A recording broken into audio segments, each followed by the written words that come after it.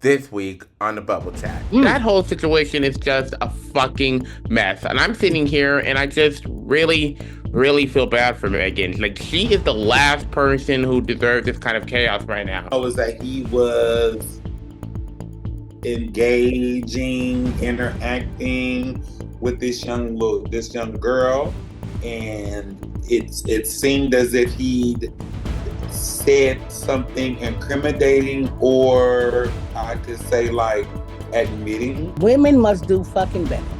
Going into these relationships knowing that they have fucking rape, molestation, or anything in their background. Why the fuck would you still step into that relationship? So I would assume maybe she's at rehearsal, she about to go on or something like that. She done dozed off, or she done went into la la land, right? Because maybe she hungry. I don't know what the storyline in the commercial was.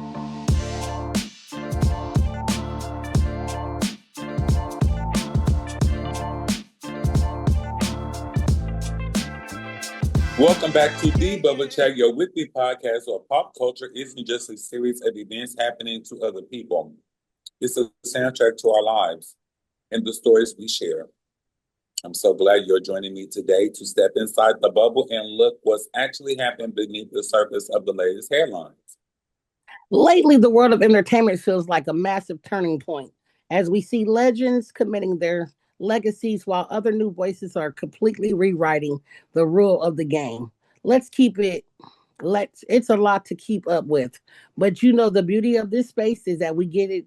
We get it slowing down. Really look at why behind the trends. We are just here to talk about who's trending. And we're here to talk about the impact of the entities of the industry that we love so much.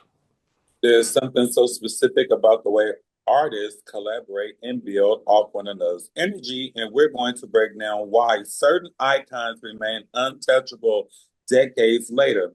It's about work, the sweat, the sheer talent that goes into creating those moments that stay with us forever. We're also bringing a bit of Ever. our own perspective from behind the curtain today, having spent years seeing how the lights get hung and how the stage gets set. I tend to look at these big celebrity moments with a bit of a theater brain, but it's easy to forget that every viral performance is a massive feat of production and design. And I want to make sure we give credit to the craftsmanship that makes this magic possible.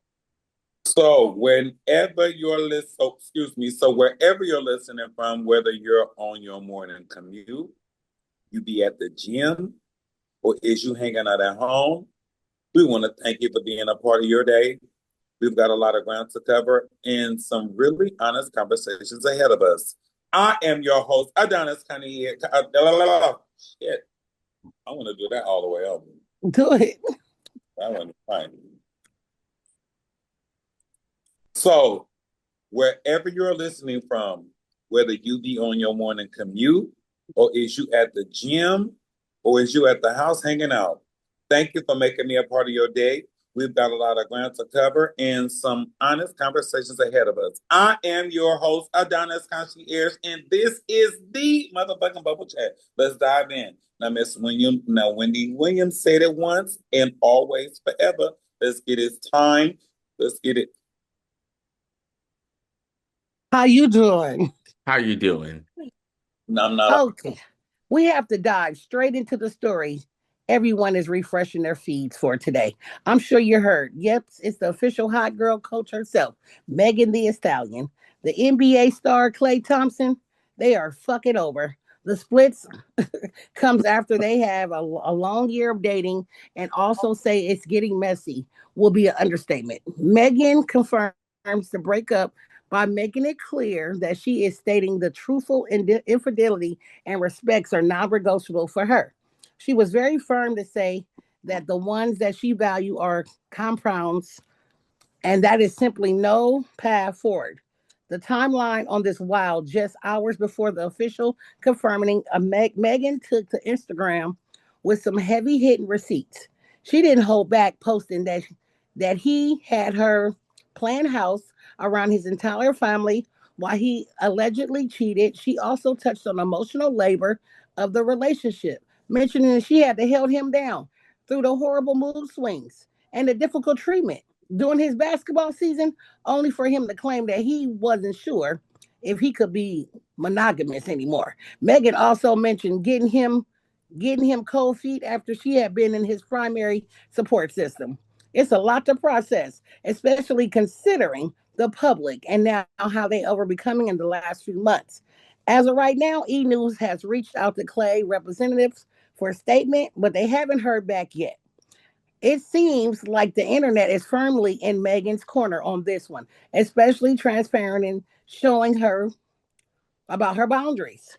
Bubblers, do you think the public nature is of this is just about the cheating, or is she trying to set a new standard for how hot girl summer energy headlines disrespectfully in 2026? Honestly, that whole situation is just a fucking mess. And I'm sitting here and I just really, really feel bad for Megan. Like, she is the last person who deserves this kind of chaos right now.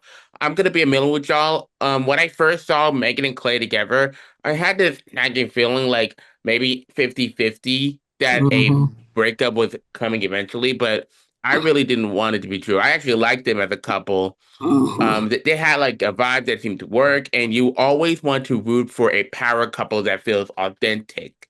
It's getting to a point where every time I see what looks like a perfect celebrity couple, whether they're on a cute date or showing off an engagement ring, it breaks my heart a little. You find yourself waiting for the other shoe to drop, waiting for the news that someone wasn't trustworthy. And for Megan specifically, this woman been through hell back absolute between the devastating loss of her mother, the trauma of the shooting, and that incredibly anxious court battle. She's already survived more than most people do in the lifetime.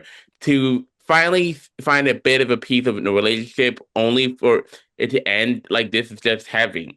Because we have to remember that while these are Megan's words and her perspective, she was very clear about where she stands. For her, when it comes to a committed relationship or marriage, and or marriage, trust, fidelity, and respect are the bare minimum. They are non-negotiable. It really proves that old saying: if we don't have trust, then we don't have anything at all. You can have the fame, the money, and the status, but without that foundation, that house is always going to crumble. And I can't really help but feel like this whole alleged scandal stems from Clay's success. Because let's be real, he's that tall glass of water to a lot of fangirls out there, whether it's in a lifestyle or the proximity to fame. His attention in that role is clearly on another level. I'm not really sure if the person he was allegedly seeing was just a fan, but I did hear some whispers about him potentially getting someone else a house. We don't know, we don't have the full receipts on that just yet, but if there's any truth to it, that moves way past the mistake into the building of a double life territory. And speaking of her being told a professional despite that personal pain, Megan just made history as the first female identifying Zidler in Moulin Rouge the musical, marketed her Broadway debut. And there's a video circulating of how taking her out. You can just see her break down in tears on that stage.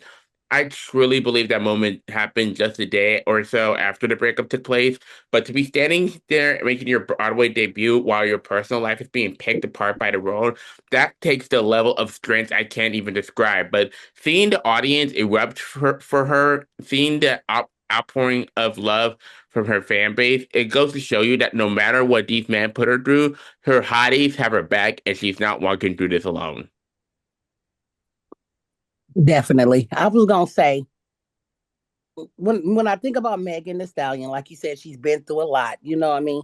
But I'm starting to understand, even in my own personal life, it could be Megan Thee Stallion, you could be Beyonce. You gonna go through some stuff, you know what I mean? You gonna go through some stuff, but you got to start welcoming going through some stuff, because I notice when people do me wrong or something, I get blessed right in front of them. You know what I mean? So she gonna get blessed right in front of Clay Thompson. She left that baby daddy. She done survived the shooting. You know what I mean? Yeah, it's another heartbreak, but it's time for her to stand on business like she's doing, have some respect for herself, and not settle for anything less. She has finally found a voice for herself. I'm proud of you, Megan. Like, okay, next, we like the way this. The things that's going on in this world, you think I got time to be sitting here thinking about some dick that's on the loose? Community dick at that? Mm-mm. It's too many dicks, Megan. Go ahead and move on, baby. You gonna be all right. You gonna be all right. Well, from what I heard, the disassociation, the disconnection, the space entered the relationship when her weekly allowance was dropped. Don't drop my allowance. Wait a minute. So that's what I heard. That's what I heard. Then they said that, but what I do know is that she made that man, whole family and them, Thanksgiving dinner. So and she did a video. She did her little, her little reel. So, she just need to be by herself for a while. Focus on her. Well, I mean, I think that the adversary, the controversy that she went through prior to hooking up with him, I'm sure it was like rewarding and enlightening to be with a little baller. You know what I'm saying? Like he balling and he a baller like, bees on bees on bees on bees, right? Mashed up, he was cool. She's a girly girl, but she is not such as a masculine, but she's a tomboyish ways, you know what I'm saying? And then he was super cool with it. All those things kind of made sense. So I was in support of their situation. But then I'm also in compliance with when the shit don't work out and it ain't right. Long as she ain't got shot in the hoof and her best friend didn't do it, it wasn't part of the process. I mean, girl, gallop on into the sunset. Girl, gallop on into the sunset. That's all I got to say about that one. Hella funny. You understand what I'm saying? Now, moving forward. Now, we done went from one M to the next. Before we go into the next topic, I want to give a quick spoiler warning.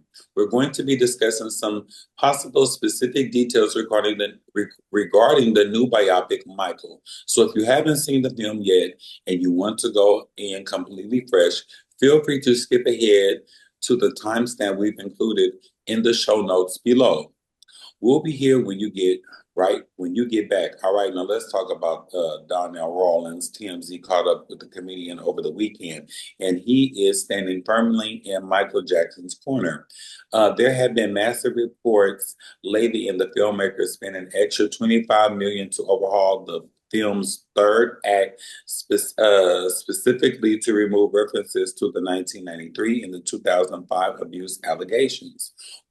When asked if that was the right move, Donnell didn't hesitate.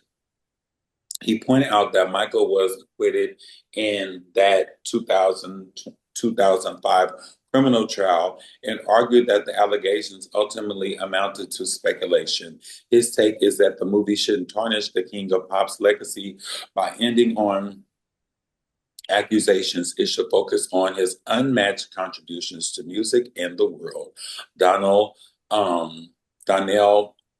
really feels like we should remember MJ for healing the world and being the greatest performer we've ever seen.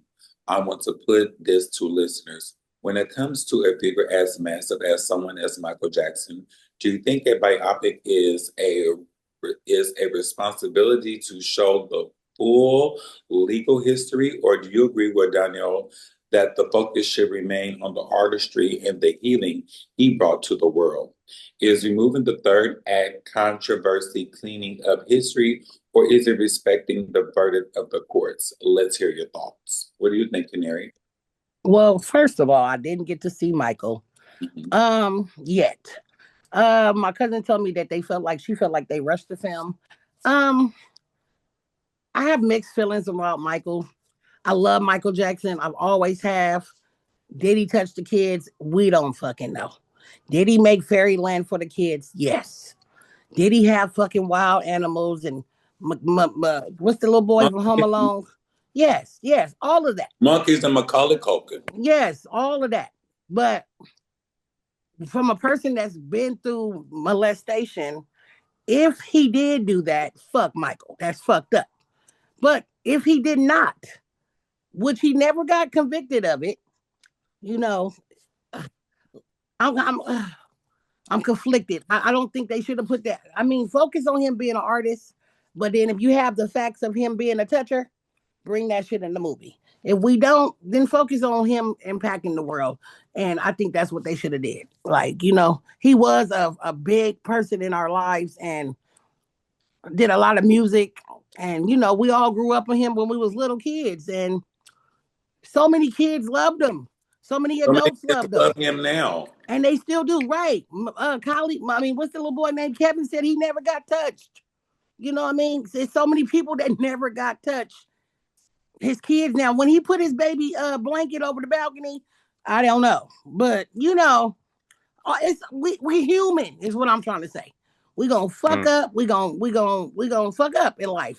And sometimes when you become famous in life fucking up, you're in the spotlight 24/7. You can trip the wrong way and they'll be like, oh, you fell off the curb the wrong way.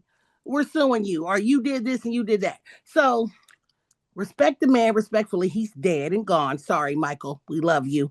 And like I said, if he really did touch them kids, we will never know. I hope he didn't. And I'm glad that they brought the movie back. I actually had the honor of seeing that movie recently with my mom and my couple of my aunts and my Yeah, I cousins, seen and that they all went I out. have to and I have to tell you, you could just feel the energy in the air. Like the theater was electric. And honestly, I feel like focusing on the legacy he built from the Jackson 5 era all the way to his master solo career was the right way to handle this. Because when you look at the biopics of late icons, they often go into every single dark detail from childhood to end, such as Yes. drug addiction, Mm-hmm. trauma, legal battles. It all depends on the rating MPA rating system, but there's a real human element to consider here. People who have experienced sexual assault or rape can be easily triggered by those moments on screen. By keeping the focus on the music and the icon he became, the film remains a celebration for the fans who want to remember him for his artistry. That's not to say the movie is all sunshine, because there is a heavy focus on the relationship with his father, Joseph Jackson, seeing how he and his brothers were managed like adults instead of kids, and the use of corporal punishment when things weren't done exactly as just instructed. Those are the dark moments that stayed in. And it goes to show that while the allegations were cut, the film didn't completely sanitize the struggle Michael was going through behind the scenes. When the credits rolled, I actually thought it was felt like a part one of the series, and it turns out there was a massive reason for that abrupt filling. According to Movie Web, the original script actually opened with a shot of Michael in 1983 starting at his whole reflection while the red and blue police lights flash at Neverland. That whole sequence, investigators combining to his house, the entire darker third act was left on the cutting room floor. And it turns out that the attorneys for the Jackson estate found a clause in the settlement with Jordan Chandler that actually barred any description or mention of him in the film. Because of that technicality, the cast had to reassemble for 22 days of reshoots to build a new ending centered on a bad tour instead. So while we don't know every detail of what happened in those scandals, it's clear that the movie chose to pivot towards the music. And Michael wasn't perfect, and his place in the industry was complicated, but there was simply no denying the incredible legacy he left behind. Definitely.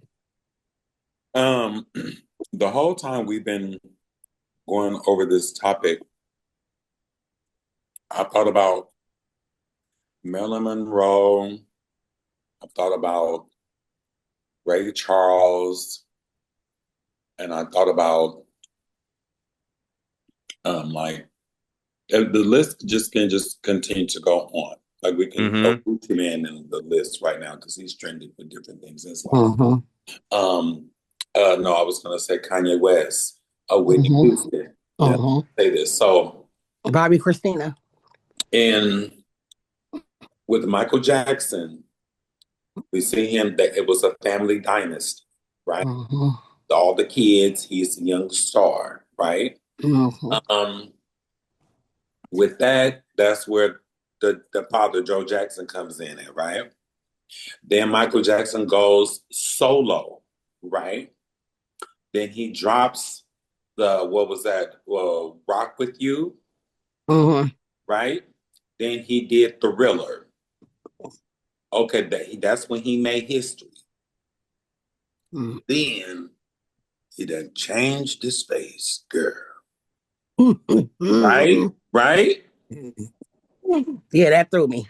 Then his hair caught on fire. He went through a Then, lot. then, then he had midgets, monkeys, and Macaulay Culkin. Right? Right? Then and his skin kept getting lighter. Now, the whole time we is fanning out, we is crying over Michael Jackson. He that nigga, right? Okay, now there is a backstory. What happened after the fire, Mike?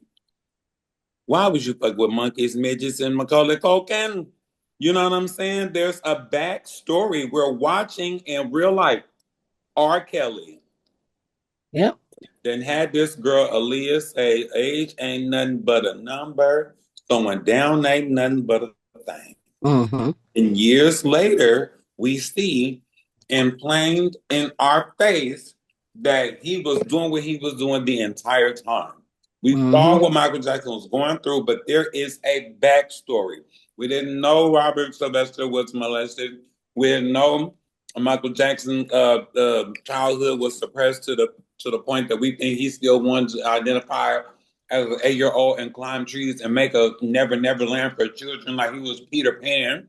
You know what I'm saying? Like there is a backstory.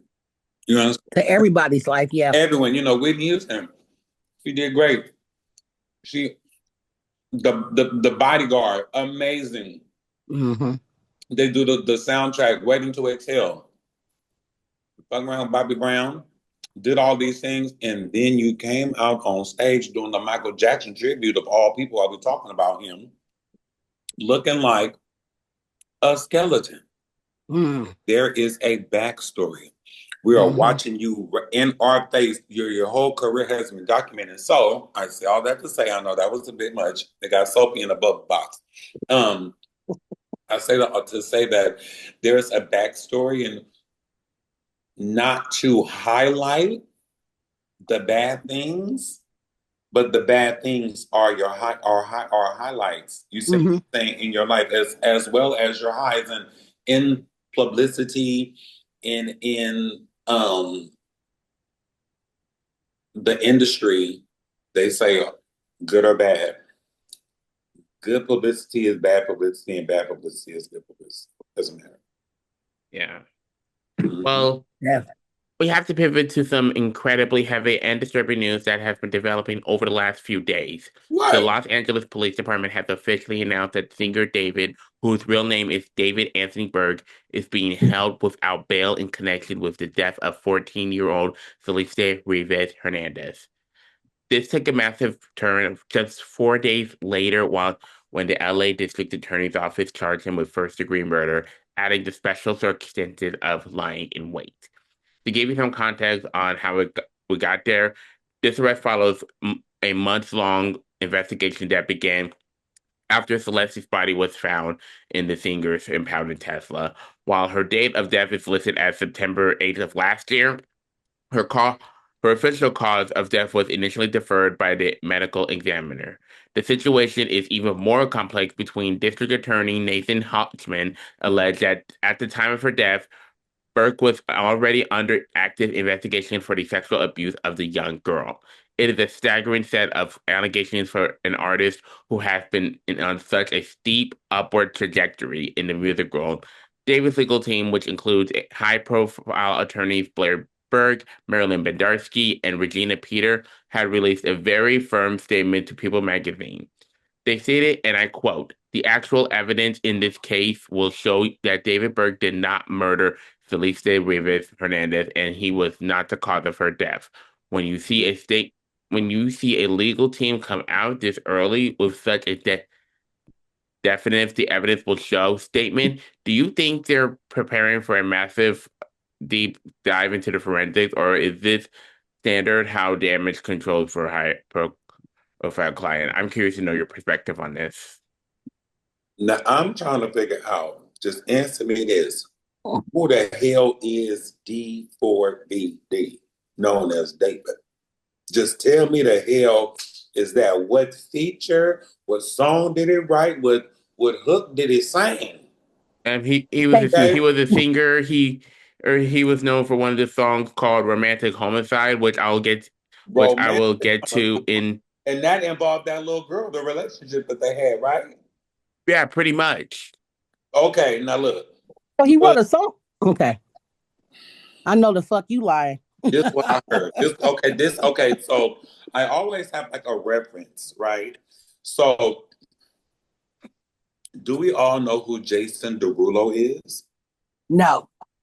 Okay, Jason Derulo, he's like a sheer pop artist. Mhm. He blew up in the UK first, and then like Australia and China.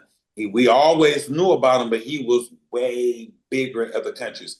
This is what happens, or what's happening, or what happened to D4BD, also known as Daybug. He is, I don't even know what type of music he make. I mean, would say the song again? What? Murder Renaissance? Nephew? The What? album rhythm. What's the song called? Romantic Homicide? Romantic Homicide. That sounds like a murder romance. So I don't even know what genre of music that would fall in. I'm totally confused. What genre of music is he? EDM, And jazz? like I said, he's a singer, and from what I know, he's also a Twitch streamer as well. But his Twitch got banned. Okay. All right. So here he is, and he's a well-known, a Twitch star and an international person. Not We don't know much about him. What I do know is that he was engaging, interacting with this young girl, and it seemed as if he'd said something incriminating, or I could say like admitting to the relationship with the young lady in the song. Thank you. Okay, But please say it. now, this is another thing. I think that young lady is in pieces. Mm. She was in the trunk of a car for a long time. And I believe, don't quote, allegedly, I believe she was in pieces. Damn. Like leg, arm, she's in pieces and bags in the trunk of a car that was left for a long time. What links him is it was his car. Mm. Can I say something to But this? he was on tour of the country. Riding around in the car with this dead lady. But the car was in a parking lot in LA, and he was out the country on tour. So the song in the car is what links him to the murder. I was just about to say, any guilty motherfucker. To be honest, I was in a car with somebody that committed a murder, and I did not know. A murderer? I didn't know he was a murderer. Me and my ex-wife did not know he was a murderer. He had just did the murder maybe like 5 days before, and he got in the car. But what I notice about people that does murders and shit, it eats at your self-conscious. So he was rapping everything he fucking did. And I was like, oh my, like I'm sitting in the front seat, he's sitting behind me. So I'm like, oh my God. I'm nudging my wife like, bruh, get him out this fucking car, bruh. Like, you know what I mean? I've never been so scared in my motherfucking life. So if this David dude wrote a song, he did it. And who's gonna finally set him free? Murdering her is just about their relationship. Homicide. What's the name of the song, nephew? Romantic Homicide. Romantic Homicide sounds like I chopped her up, put her in the trunk, and she's been sitting there. Why would he name it that of all things? He was in a romantic relationship with her. She's 14.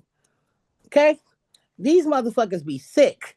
You going around touching these girls, killing these little girls, and then you leave her in a trunk for days and months and weeks and however long. That's That's somebody's daughter, mother, sister, niece, and then you write a song.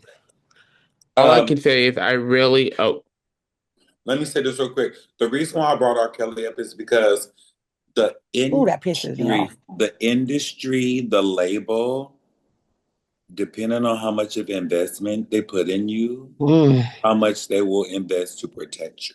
Mm.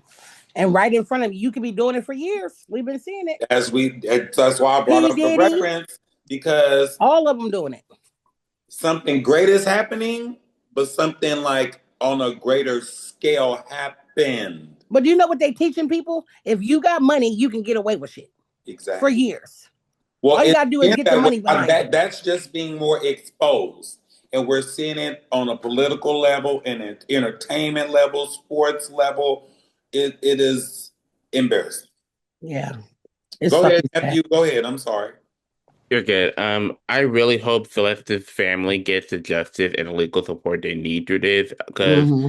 there are truly no words to describe that kind of devastation and heartbreak.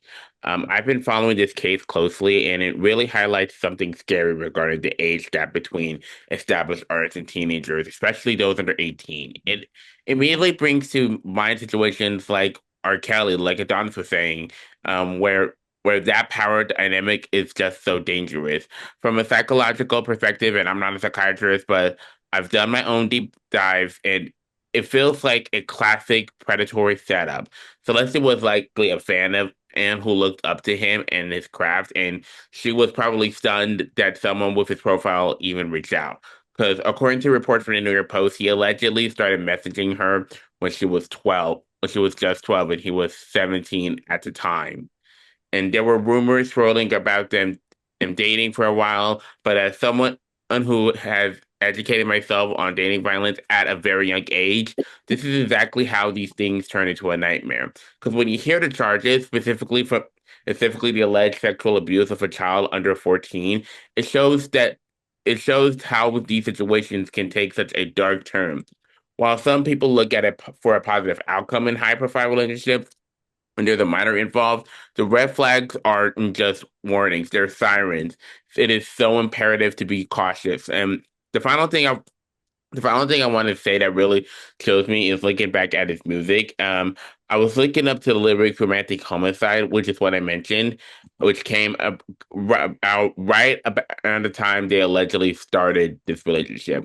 Listening to these lyrics now in context of what happened, it feels hauntingly intentional. Like the fact that the song actually re-entered the Billboard Hot 100 right after her body was discovered in that Tesla was is just macabre.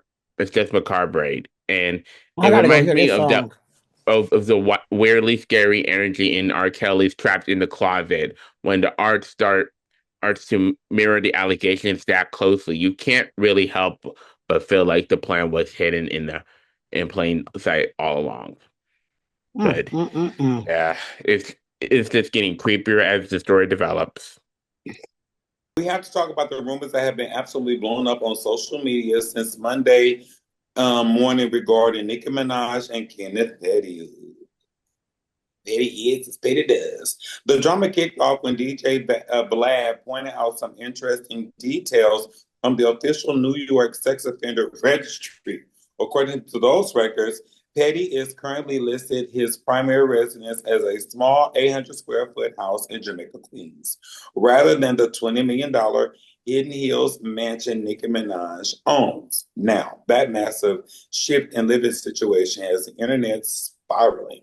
DJ Vlad even captioned a screenshot of the registry asking if this is the greatest bag fumble of all time. While there hasn't been an official statement from Nicki's camp, and there probably won't, the rumors spreading like wildfire. Claims that Nicki Minaj allegedly kicked him out after he cheated and got another woman pregnant. Again, that part is not confirmed. That was allegedly. But the change in the address on a legal registry is definitely raising eyebrows. Now, to give a little background for those who may not know, Kenneth Petty has been on the sex offender registry since 1995, following a conviction for a first-degree attempted rape. He's also had legal troubles just recently as 2021 for failing to update his address with the registry. So, which makes the fact that he did update this to his new, much smaller location even more significant. If he is legally required to tell the state where he is sleeping and no longer pointing to the mansion, it suggests a major rift. Now, I know you guys think of the source of this news. I want to know what you guys think about the source of this news. Since the information is coming from a legal registry rather than a typical tabloid source, does that make you believe a split is definitely happening, or could this just be another legal move to keep him off the radar in California? That's a good one. Let me say this. It could be, I mean, take a pick, right?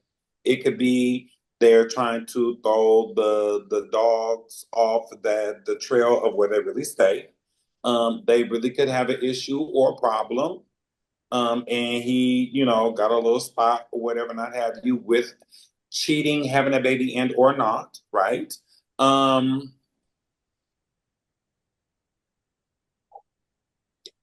it's embarrassing.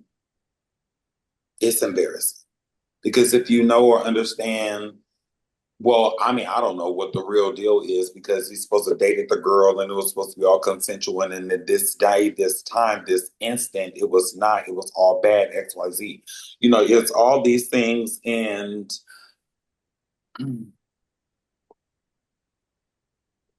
Eve and Faith Evans have a song called Love is Blind. It'll take off your mind. And really love is really not. You need to elevate and find. We just talked about Megan Thee Stallion and Klay Thompson breaking up and how Right. phenomenal that relationship was because of the entities and them being together, was amazing, right? You can look at it and say that love, loyalty, and commitment from Nicki Minaj to Petty is admirable or it was amazing because being who she was, that's not something that she had to do.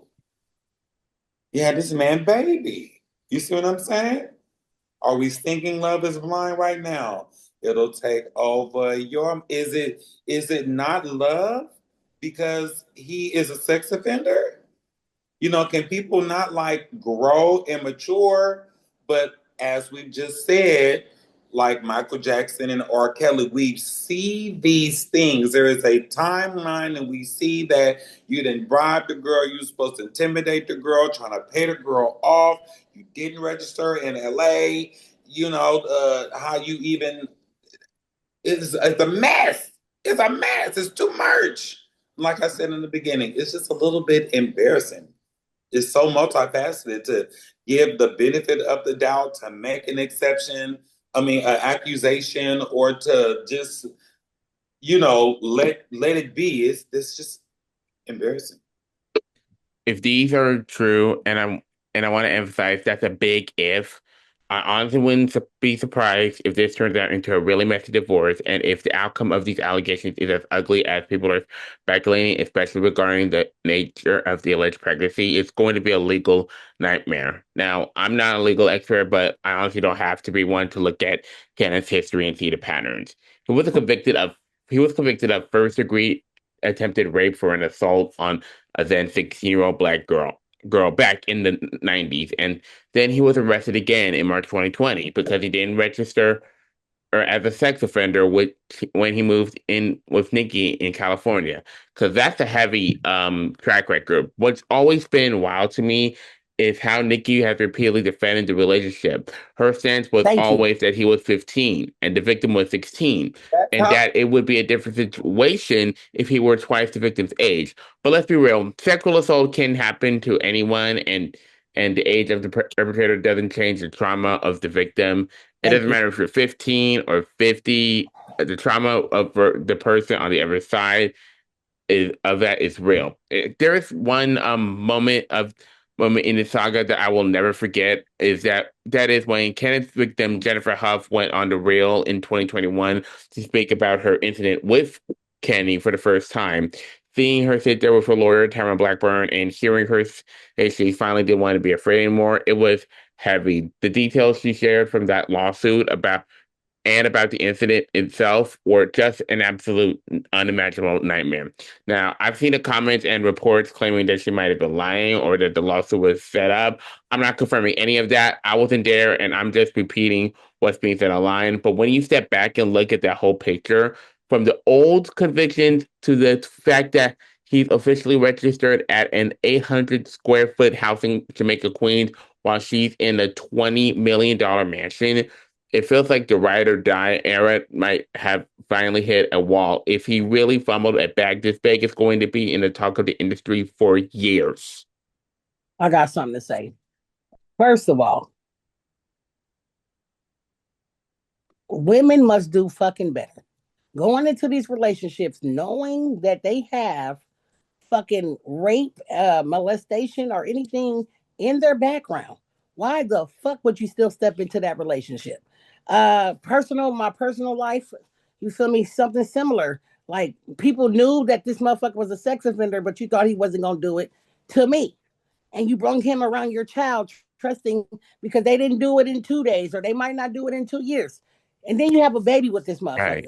You know what I mean? So now you stuck with this motherfucker that you knew was a child pedophile, and now you brought a baby into the situation, and now he done cheated on you and might have another baby on the way, which is more products of people being touched.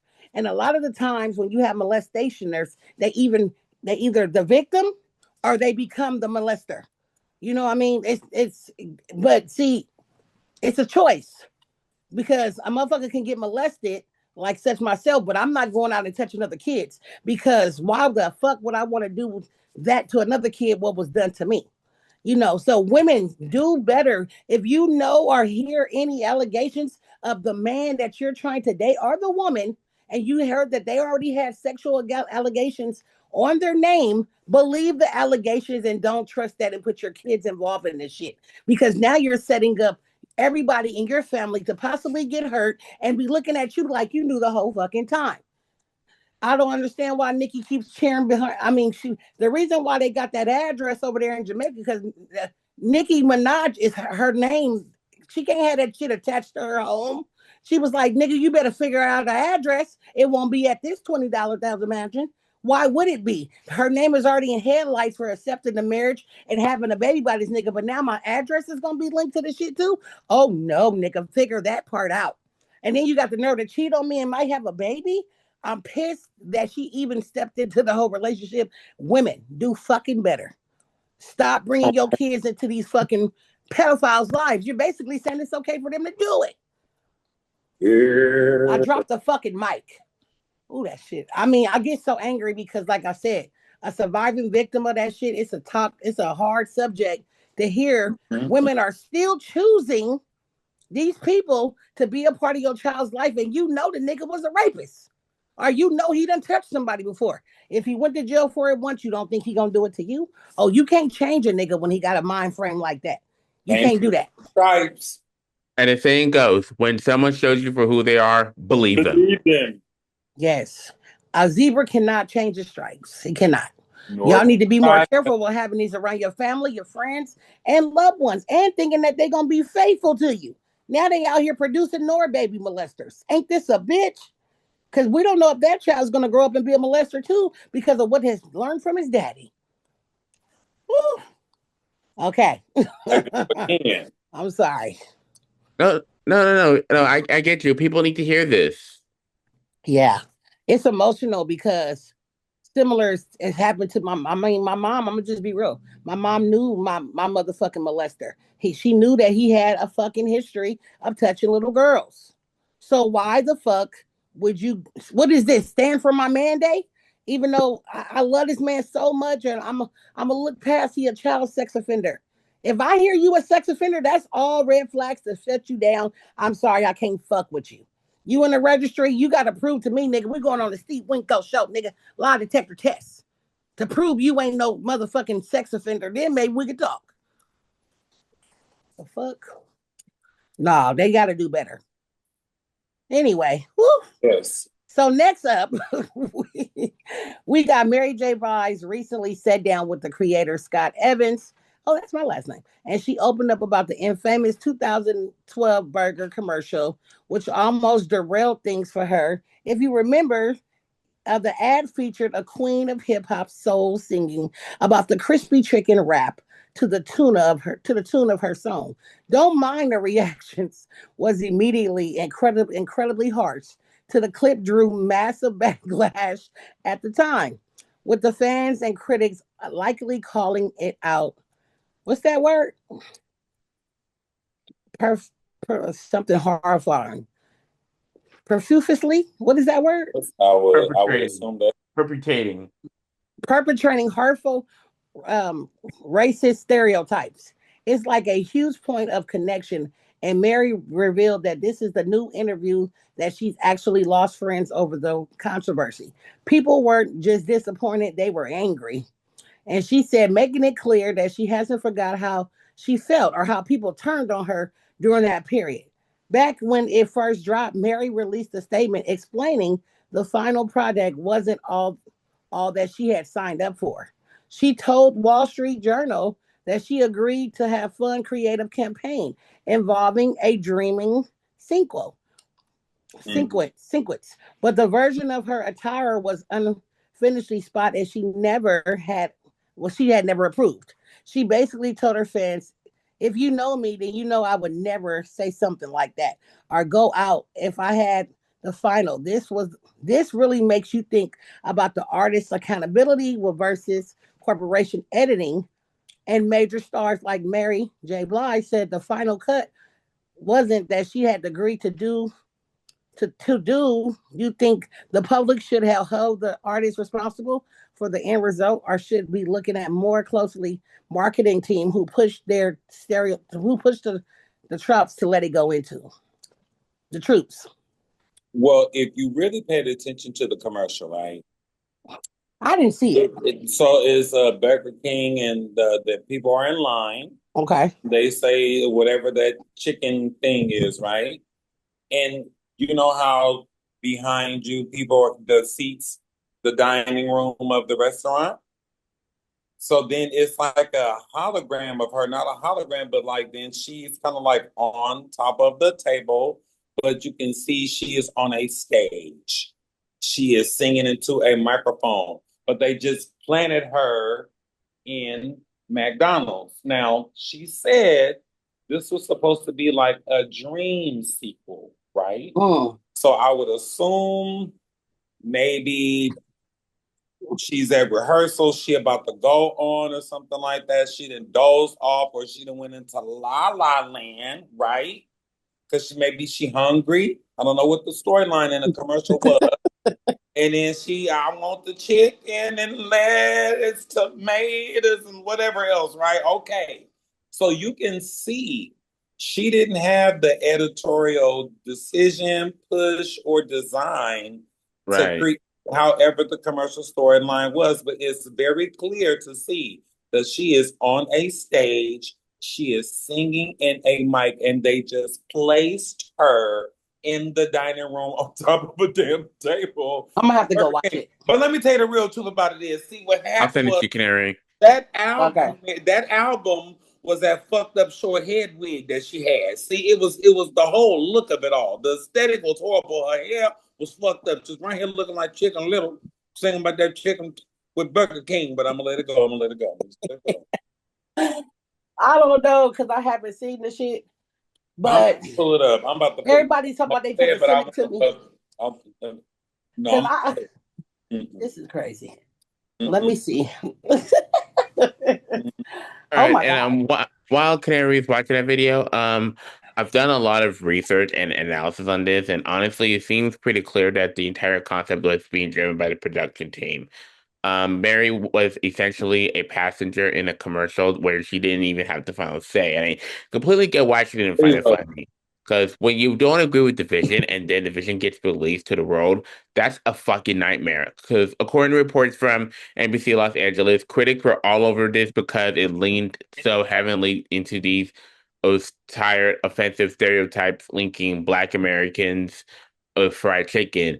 And interestingly, Burger King ended up pulling the ad from YouTube, claiming it was a licensing issue. I don't really know if it was just a move to protect their own ego or a convenient excuse to wipe a PR disaster, but the damage was already done. Let's just call it what it is. The fried chicken stereotype isn't just some joke, and it's not even a joke at all. It's an African American racist trope that has deep, painful roots going all the way back to the American Civil War and traditional slave foods. Things like fried chicken, chitlins, watermelon were commercialized in the early 20th century by restaurants like Coon Chicken and Sambo's to mock and dehumanize a whole community. So when you see a legendary figure like Mary J. Blige being placed in a setting that mirrors those truths, even if it was unintentional by the editors, it's not a laughing matter. It's a complete lack of cultural awareness, and it makes total sense that she felt betrayed by the people around her and the friends who didn't understand the gravity of why that ad was so harmful. Let me say something. Let me say this. First of all, you could be up today and down tomorrow.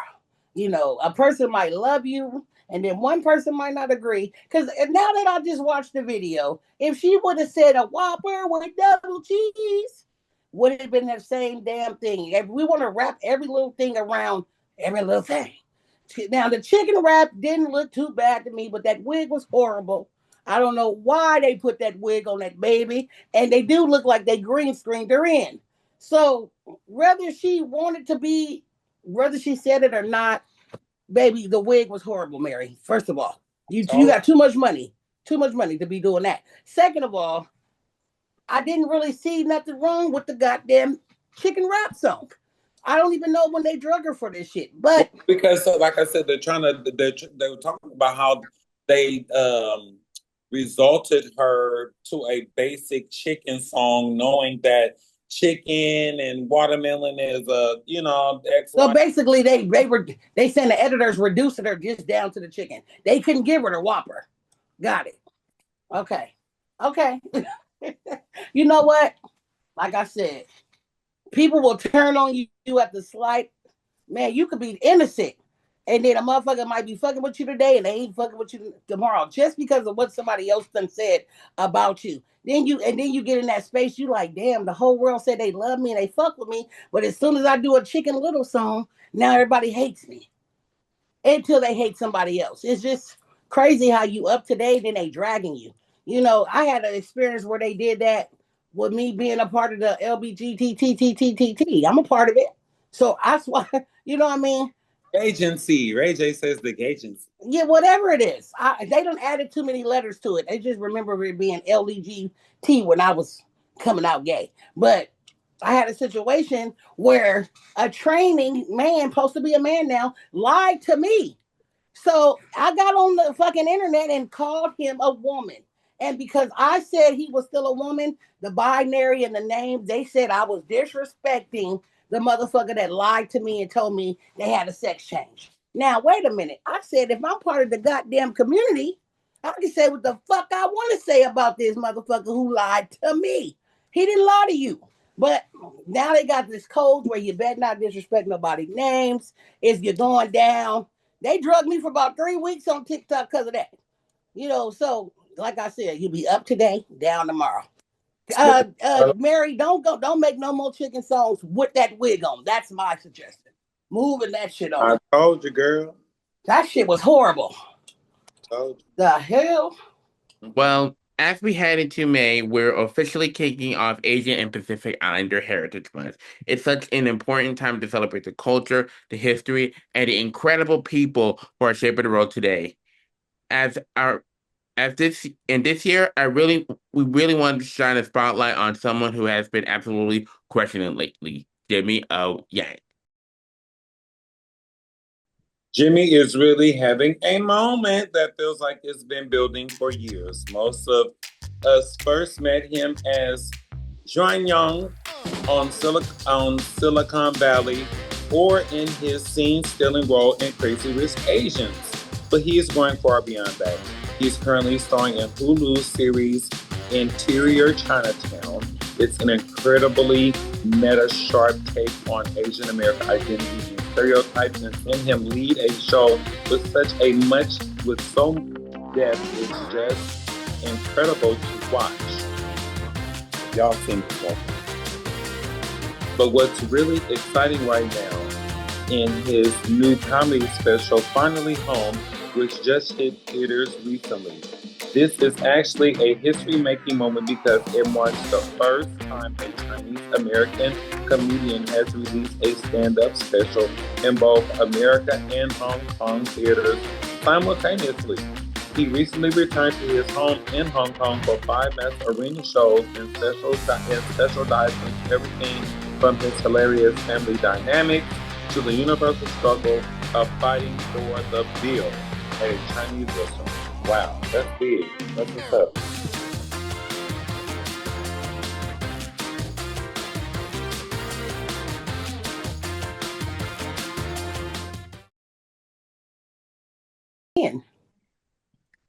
Welcome back to the Bubble Chat. Now, normally around this time, we be diving into the throwback segment, looking back at an iconic pop culture moment or a vintage trend. But today, we're going to pivot and do something a little bit more personal.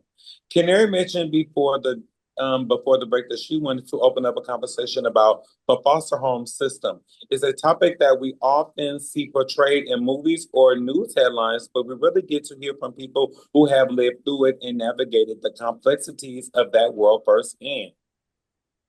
What you got for us, Canary? Well, again, I've been telling a lot of my life story today. I was in the foster care system, survivor of a foster home.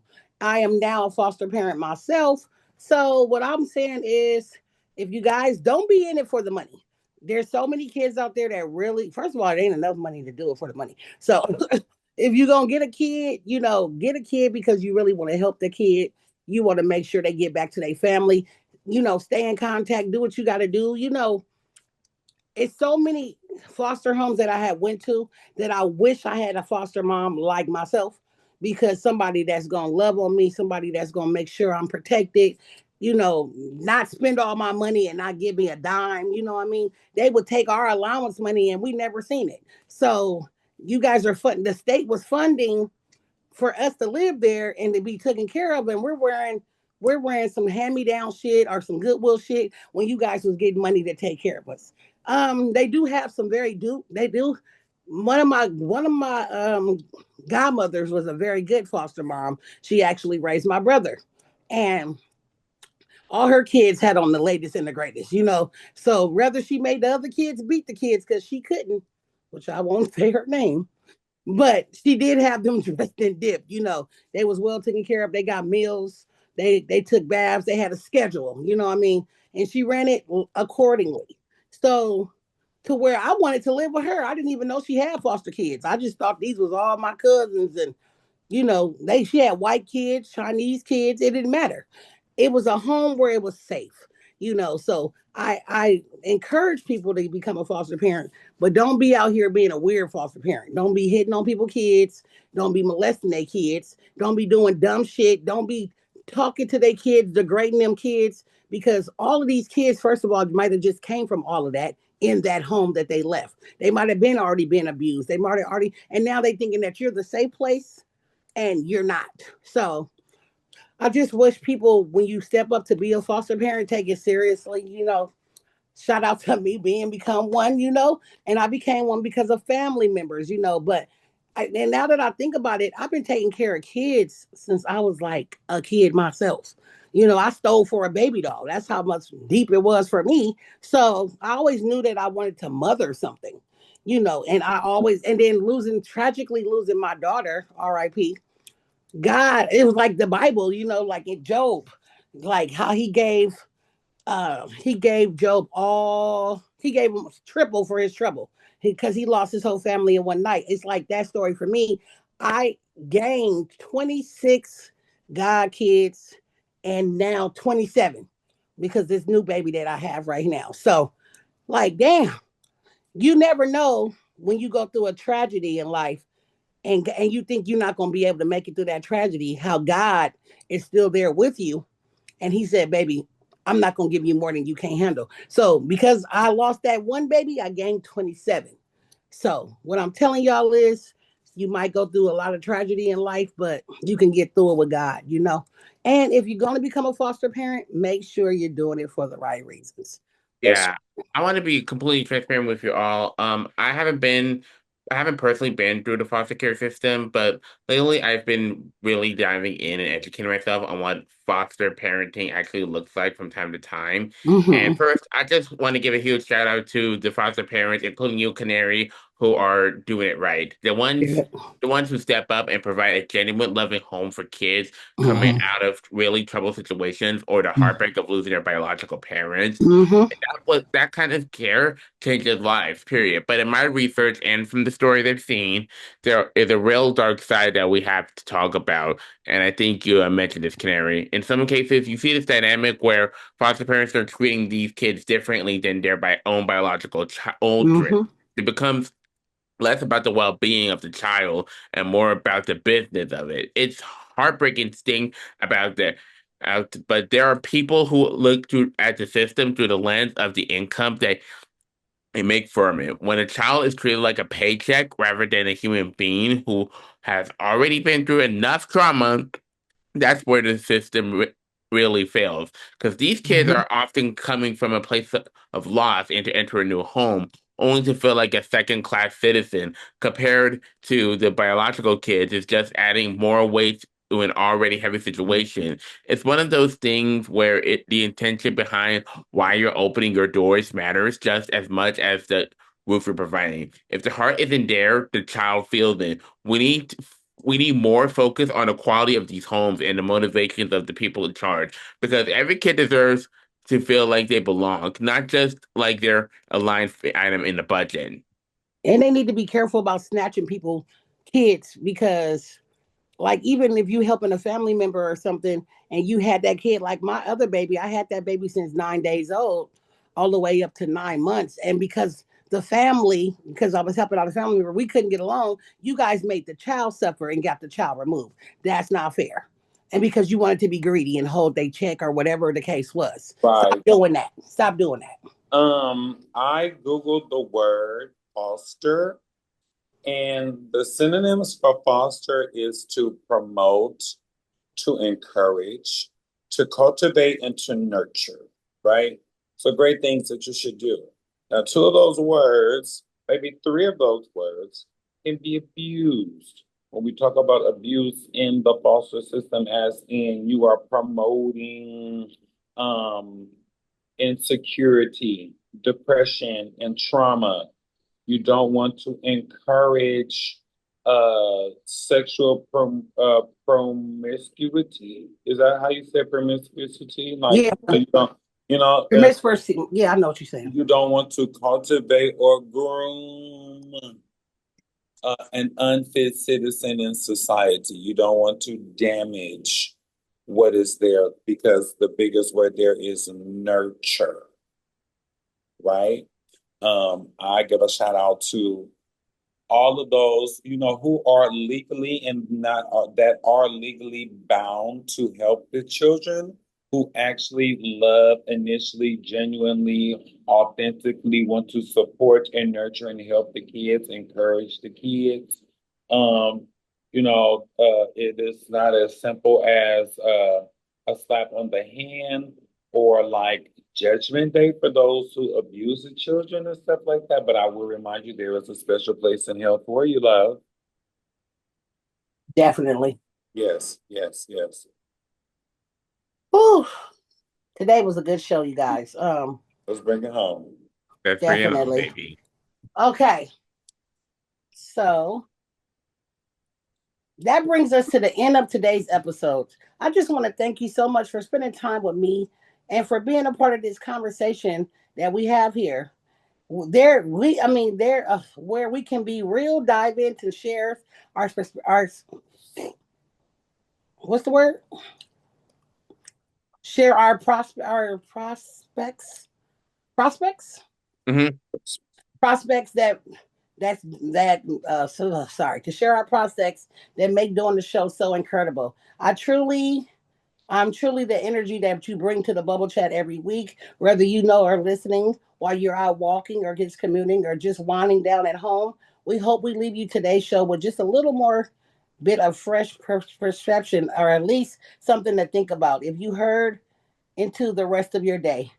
If you had enjoyed this conversation, don't forget to hit the follow button and turn on your notifications and never miss a beat when we have more weeks. We have so much more in the works. Can't wait to share it all with you, and your support means the world to me. And keep the platform growing and evolving.